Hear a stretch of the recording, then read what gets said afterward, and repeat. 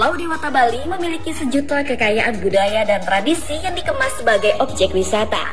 Pesonanya memikat masyarakat hingga turis mancanegara untuk datang. Jadi, tidak heran jika salah satu tujuan mengunjungi Pulau Bali adalah karena adanya upacara adat yang unik, apalagi jika melihatnya secara langsung.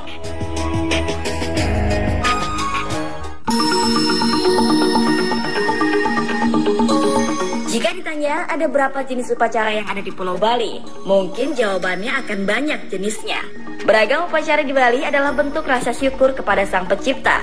Begitu pula yang ditemui tim On The Spot saat tiba di Pulau Dewata ini. Upacara penyucian diri manusia dan kehidupannya ini disebut upacara melasti. Upacara melasti dilakukan dengan bersembahyang dan berdoa di tepi pantai. Melasti yang kami temui diadakan oleh pura dalam pura Desa Kutu Tambahan. Terlihat banyaknya penjor yang membentang di sekitar pura. Tak lama ada beberapa orang yang memanggul sebuah tempat yang dipercaya merupakan dewa dan akan diarak sesuai dengan keinginan sang dewa diiringi dengan gamelan yang khas. Uniknya, orang-orang yang memanggul akan merasakan dirinya seperti terbawa untuk melangkah dengan sendirinya. Bahkan kabarnya sampai tidak bisa melepas kayu penyangga karena suatu hal yang terbilang mistis, apalagi jika si pemanggul memiliki hati yang kotor.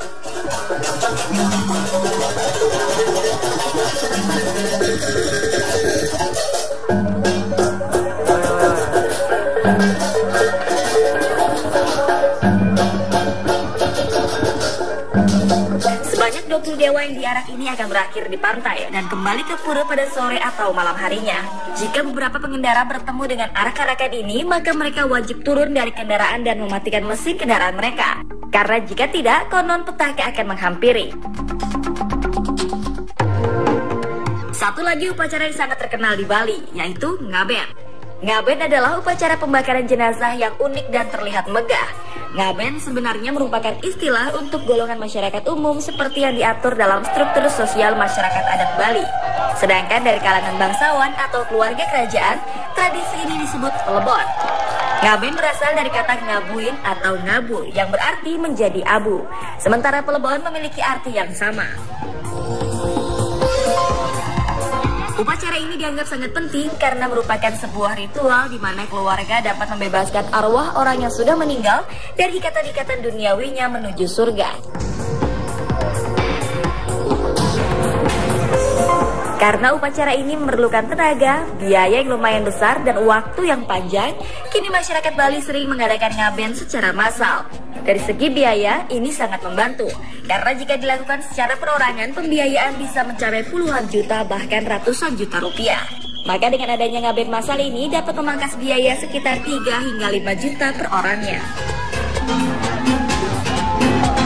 Seperti yang diungkapkan Bapak Wayan sebagai pencetus ngaben massal di tahun 1986, beliau merasa sangat khawatir dengan tingginya tingkat biaya hidup saat ini, sehingga banyak warga merasa kurang mampu untuk mengadakan upacara ngaben.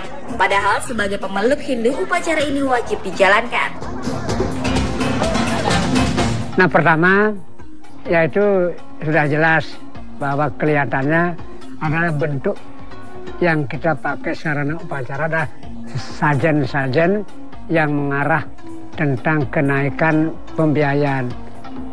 Adapun biaya tersebut kita berstandar dengan keadaan nilai-nilai beras, di mana di dalam keadaan kenaikan harga inilah kita mengacu sehingga di dalam tahun-tahun terdahulu itu tidak jamin bahwa akan sama sampai ke tahun sekarang.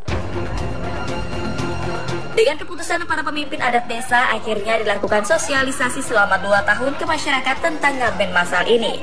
Tahun 1988 adalah pertama kalinya ngaben massal dilaksanakan. Nah, yang lain juga itu pada saat ngaben yang pertama kali itu kami mempunyai warga masyarakat yang dalam keadaan sudah meninggal itu sampai 192 orang. Sehingga bisa beliaunya setelah hitung-hitung selesai itu hanya menghabiskan biaya Rp50.000 per orang pada tahun 88. Bagi masyarakat yang akan mengikuti ngaben massal, maka jenazah akan disimpan atau diawetkan di dalam rumah atau dikubur hingga ditentukannya tanggal pelaksanaan upacara ngaben oleh pemimpin adat desa sesuai dengan kalender Hindu.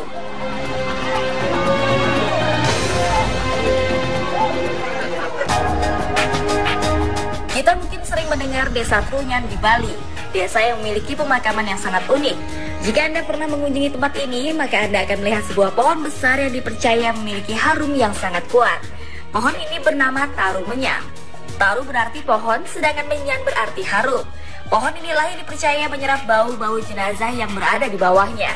Kabarnya, aura negatif pun diserap oleh pohon ini hingga daerah ini terlihat begitu bersih. Konon, pohon berusia ratusan tahun ini tidak bisa hidup di daerah lain. Pohon ini terus tumbuh dengan menyerap nutrisi dari alam dan beberapa jenazah di sekitarnya. Lalu, mengapa pohon ini memiliki harum yang khas? Anda pasti penasaran jenis pohon apakah Taru Menyan ini. Belum ada penelitian yang dapat memastikan secara ilmu pengetahuan tentang pohon ini. Tetapi masyarakat sekitar percaya bahwa terdapat batu-batu menyan di bawah pohon ini. Dan dipercaya dari sinilah harum pohon berasal. Satu, itu karena serapan daripada pohon Taru Menyan. Dan yang kedua, menurut penelitian, bahwa di bawah daripada tempat penguburan itu ada batu-batu menyan. Batu-batu menyan. Nah, ini ada dua sisi yang menyerap daripada bau mayat yang di kuburan itu. Sehingga bau mayat itu betul-betul memang tidak berbau kalau memang niatan pengunjung itu betul-betul akan berkunjung secara positif, artinya tidak mementingkan sesuatu datang ke sana. Belum ada pula penelitian yang dapat memastikan jenis pohon apakah Taru Menyan ini. Sebagian orang mengatakan pohon ini seperti pohon gaharu, pohon yang memiliki harum yang sangat khas. Adakah kemungkinan bau harum ini berasal dari getah pohon gaharu? Desa Trunyan juga memiliki tradisi yang sama dengan desa lainnya di Bali, terutama untuk pemakaman. Desa Trunyan menggunakan istilah ngaben, namun dengan cara yang berbeda. Itu ngaben di sini dikembalikan lagi ke tempat asalnya. Artinya mereka kita ambil dari Pertiwi, mereka kembali lagi ke Pertiwi itu. Artinya ke bumi. Itu tidak seperti di tempat lain dibakar dan lain sebagainya, tidak. Di sini memang unik sekali. Selain identik dengan budaya dan tradisi, Bali juga identik dengan bule-bule yang bertebaran di setiap sudutnya. Tak hanya berlibur, bule-bule ini juga banyak yang memutuskan untuk menetap di Pulau Bali karena sudah kadung jatuh cinta.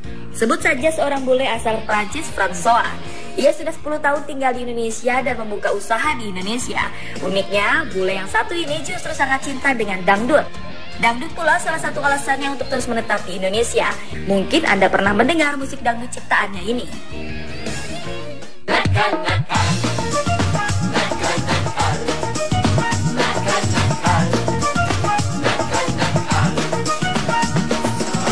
Atau salah satu lagunya yang sempat happening di dunia maya.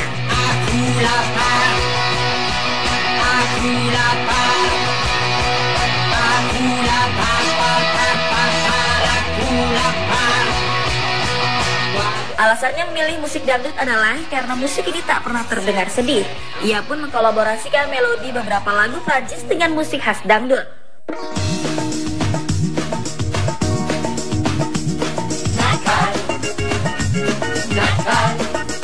Yeah, I make song for when I do waktu saya bikin lagu dangdut, saya ambil melodi dari Prancis yang kenal di tahun 1960 karena saya pikir yang melodi waktu saya dengar melodinya itu cocok dengan melodi dangdut di Indonesia. Berarti saya ambil yang melodi itu dan saya kerja melodi dengan komposer yang orang Indonesia untuk masuk jenis dangdut lebih more strong. And after saya catat lagu baru. Hello pemirsa on the spot. PPP Mimi sa. Ini studio yang terkenal di Bali. Nah, saya bercanda. Home studio aja. Di sini saya rekan semua lagu saya. Menjadi saya yang superstar di Indonesia. Superstar dangdut. This is my good friend who helped me to record all the songs with all computer, speaker, and everything. He's the boss. Ayo goyang jangkrik, geli-geli nyentrik, menggelitik kayak dikitik. Ayo goyang jangkrik. Tutup mulut, tutup mulut. Tidak lihat ada yang orang penting di sini. So, Itu kan, dari goyang jangkrik gak jadi. say hello to penonton on the spot. Penonton, on the spot semua.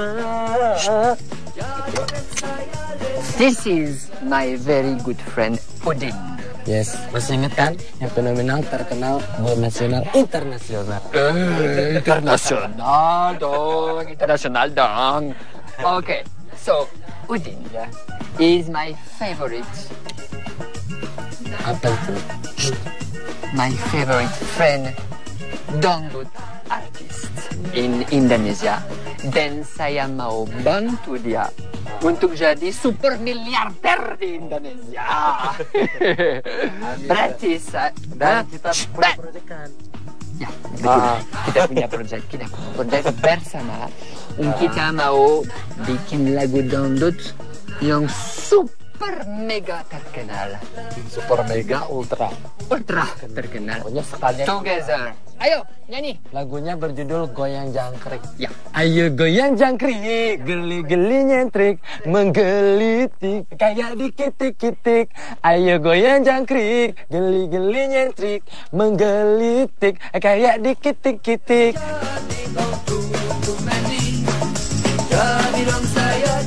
Dan itulah tadi beberapa fakta unik di Bali versi On The Spot.